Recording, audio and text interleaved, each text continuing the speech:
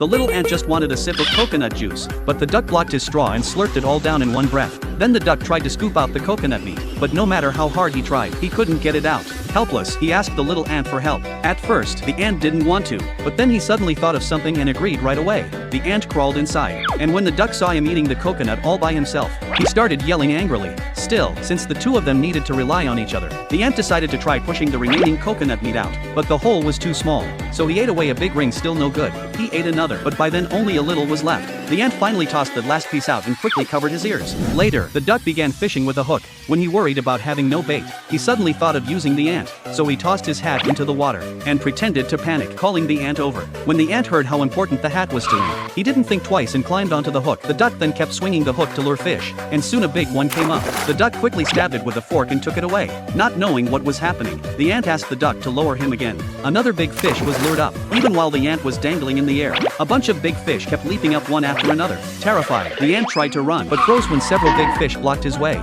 He was furious, but when he saw the duck's apology, he chose to forgive him. Soon, the two of them ate their fill of the fish they caught. After waking from a nap, the duck spotted a cruise ship in the distance. The little ant, excited, was just about to take a look, but the duck had already sprinted to the raft. His hat fell onto the ant, who picked it up, thinking to return it, only to see the duck paddling away. At that moment, the ant finally understood, and tears welled up in his eyes. Just then, the duck flung the fishing line over. It turned out he was trying to signal the cruise ship to stop. And of course, he hadn't forgotten his old friend.